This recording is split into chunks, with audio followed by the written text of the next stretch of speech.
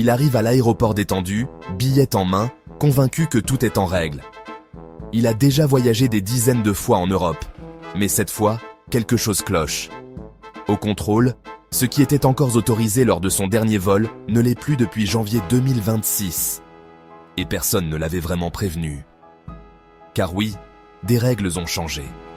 Et le plus troublant, c'est que beaucoup de voyageurs continuent de répéter exactement les mêmes gestes, avec la même confiance, jusqu'au moment où tout s'arrête. Dans les prochaines minutes, tu vas comprendre pourquoi certains passagers passent sans le moindre souci, pendant que d'autres ratent leur vol sans même savoir ce qu'ils ont fait de mal. Le plus inquiétant, ces règles ne sont même pas toujours les mêmes d'un aéroport européen à l'autre. La première bonne nouvelle qui circule partout concerne les liquides en cabine. Depuis janvier 2026, certains aéroports européens ont effectivement assoupli la célèbre règle des 100 ml grâce à de nouveaux scanners de sécurité en 3D. Résultat, plus besoin de sortir les flacons, ni de les glisser dans un sac plastique transparent. Sur le papier, c'est une petite révolution. Mais c'est justement là que commence la confusion. Beaucoup de voyageurs en ont tiré une conclusion trop rapide. Les liquides sont désormais libres partout. Bouteilles, parfums, crèmes. Certains arrivent au contrôle persuadés que cette règle appartient au passé. La réalité est bien différente. Cette suppression est partielle, progressive et surtout très inégale. Elle dépend de l'aéroport, du terminal et parfois même de la file de contrôle dans laquelle tu te retrouves. Deux passagers, au même endroit, peuvent être soumis à des règles totalement différentes selon l'équipement utilisé à ce moment précis. Et le problème, c'est que rien n'indique clairement la différence avant le contrôle. Aucun panneau explicite, aucune annonce systématique. La décision tombe au dernier moment, devant l'agent. Et c'est là que beaucoup de passagers se font piéger sans le savoir. Dans le même aéroport, au même moment, deux passagers peuvent vivre une expérience totalement opposée. L'un passe sans ralentir, sac fermé, liquides à l'intérieur.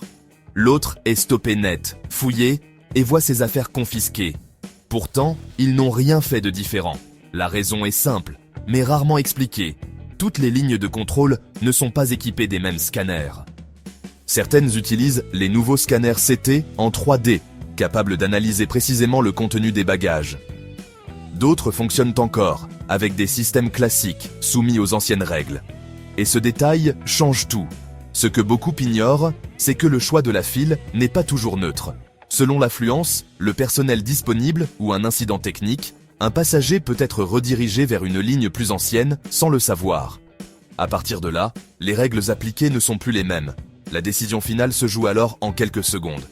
L'agent applique la procédure correspondant à sa ligne, sans obligation d'adapter ou d'expliquer. Et surtout, les aéroports n'ont aucune obligation d'harmoniser les règles entre toutes leurs zones de contrôle, même à l'intérieur d'un même terminal. Résultat, un sentiment d'injustice, souvent incompris par les voyageurs. Mais les contrôles ne sont plus le seul point sensible. Depuis peu, un changement discret mais majeur transforme les contrôles aux frontières européennes, le tampon sur le passeport est en train de disparaître. À sa place, l'Union européenne déploie progressivement le système ES, destiné aux voyageurs hors UE, un système entièrement basé sur la biométrie. Concrètement, lors de l'entrée sur le territoire, l'agent ne se contente plus de regarder le passeport. Une photo du visage est prise et les empreintes digitales sont enregistrées. Ces données remplacent le tampon traditionnel et sont conservées dans une base commune. Pour beaucoup de voyageurs, c'est une première et une surprise. Ce que peu de gens anticipent, c'est que la toute première entrée avec ce système prend beaucoup plus de temps. Chaque geste doit être validé, chaque donnée correctement enregistrée. La procédure est plus longue, plus minutieuse, et parfois répétée en cas de soucis techniques. Les entrées suivantes sont généralement plus rapides, mais le premier passage peut clairement ralentir. Le problème, c'est que ce temps supplémentaire ne concerne pas seulement la personne contrôlée. Quand un passager reste plus longtemps au guichet, toute la file avance plus lentement. Et quand cela se produit des dizaines de fois de suite, l'attente explose. Le problème, c'est que ce système ralentit tout le monde. Alors, pourquoi les files d'attente s'allongent sans prévenir ? Depuis l'introduction de ces nouveaux contrôles, un phénomène inquiète de plus en plus de voyageurs, les files d'attente qui s'allongent sans raison apparente. Aucun incident visible, aucun contrôle exceptionnel. Et pourtant, l'attente double parfois en quelques minutes. La raison principale est simple, chaque passager est désormais traité un peu plus longtemps qu'avant. Entre les vérifications renforcées, la biométrie et les procédures plus strictes, quelques secondes supplémentaires par personne suffisent à déséquilibrer tout le flux. Multipliées par des centaines de voyageurs, ces secondes deviennent des dizaines de minutes. Les périodes de pointe sont les plus touchées. Départ tôt le matin, week-end, vacances scolaires ou correspondance internationale. À ces moments-là, la moindre lenteur se répercute immédiatement sur toute la chaîne. Et contrairement à ce que beaucoup pensent, les fils ne sont pas toujours ajustés en temps réel. Le vrai danger concerne les correspondances serrées. Des délais qui semblaient raisonnables il y a encore un an deviennent aujourd'hui risqués. Un contrôle un peu plus long, une file qui stagne et la marge de sécurité disparaît. Beaucoup de passagers ratent leur second vol sans avoir l'impression d'avoir fait une erreur. Et certains voyageurs sont plus exposés que d'autres. Avec ces nouvelles règles, tous les passagers ne sont plus traités de la même façon. Certains profils sont désormais considérés comme plus sensibles, et donc plus susceptibles de faire face à des contrôles plus longs ou plus détaillés. Les voyageurs hors Union européenne sont les premiers concernés. Pour eux, les procédures sont souvent plus complètes, notamment avec l'enregistrement biométrique lors des premières entrées. La moindre incohérence ou hésitation peut suffire à ralentir le contrôle, et lorsque l'aéroport est saturé, ces secondes supplémentaires pèsent lourd. Les premières entrées dans l'espace Schengen sont également plus délicates. Les agents doivent vérifier davantage d'éléments, et le passager, souvent peu familier avec le processus, met plus de temps à répondre ou à comprendre les consignes. Ce décalage crée immédiatement un ralentissement. Les familles, les seniors et les voyageurs occasionnels sont aussi plus exposés. Enfants à gérer, documents multiples, gestes moins automatiques, tout prend un peu plus de temps. Et dans un système déjà sous tension, ces petits retards s'accumulent. Le plus surprenant, c'est que beaucoup de ces passagers pensent être simplement malchanceux. En réalité, ils entrent dans des catégories qui demandent plus d'attention opérationnelle, sans que cela soit clairement expliqué. Mais ce n'est pas uniquement une question de passeport. Beaucoup de voyageurs pensent que les contrôles commencent une fois arrivés à l'aéroport. En réalité, une partie essentielle du tri se fait bien avant. Aujourd'hui, les compagnies aériennes transmettent des données passagers de manière renforcée aux autorités, parfois plusieurs heures avant l'atterrissage. Ces informations incluent des éléments d'identification, des détails du document de voyage et certaines données liées à l'itinéraire.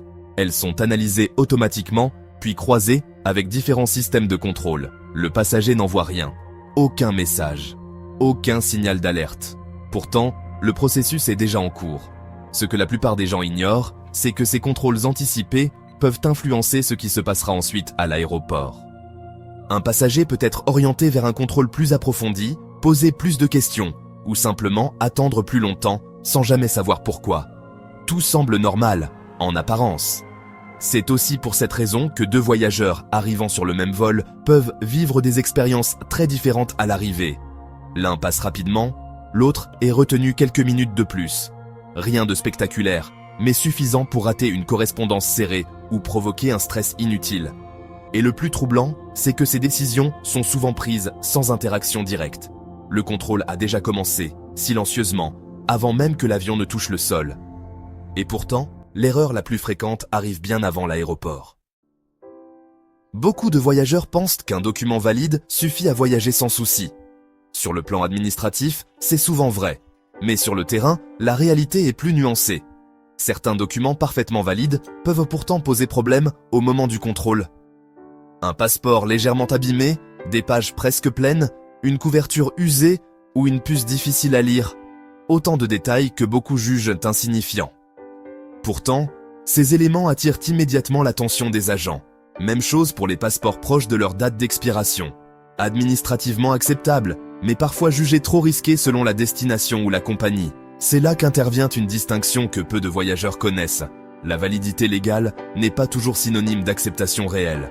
Les compagnies aériennes et les autorités frontalières ont une marge d'appréciation. Leur objectif n'est pas seulement de vérifier un document, mais d'éviter tout problème à l'arrivée. Dans ces situations, la décision finale repose souvent sur l'agent ou la compagnie. Et cette décision peut être prise en quelques secondes, sans possibilité de discussion. Le passager, lui, découvre le problème trop tard, convaincu d'avoir tout respecté. Mais même avec de bons papiers, rien n'est garanti.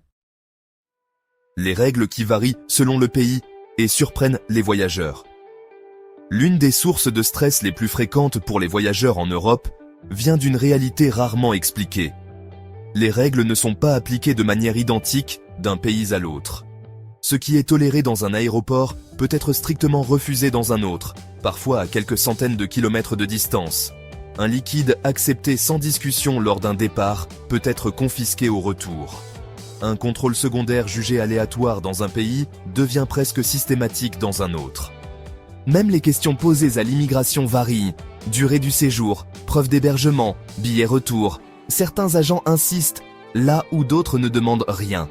Pour le passager, ces différences sont difficiles à comprendre. Il a l'impression de respecter les règles, puisqu'il les a déjà appliquées ailleurs sans problème. Lorsqu'un refus tombe, le sentiment d'injustice est immédiat. Beaucoup se disent, si ça passait là-bas, pourquoi pas ici ? Le problème, c'est que chaque pays conserve une marge d'interprétation et d'application. Et cette flexibilité, invisible pour le voyageur, crée confusion et frustration.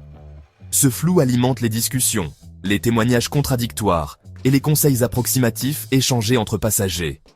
Et c'est là que naissent la plupart des rumeurs. L'erreur mentale que font encore trop de voyageurs.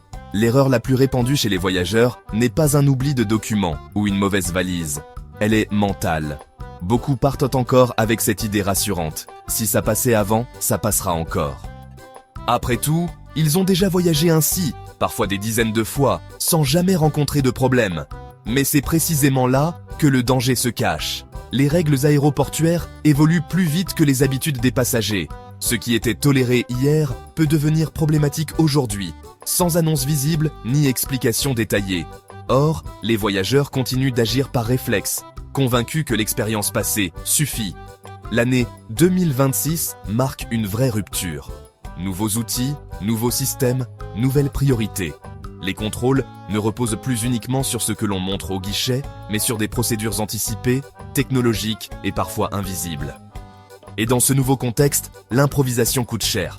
Ce décalage entre les règles réelles et la perception des passagers explique pourquoi tant de personnes sont surprises, frustrées ou bloquées sans comprendre. Elles n'ont rien fait de mal selon leurs repères.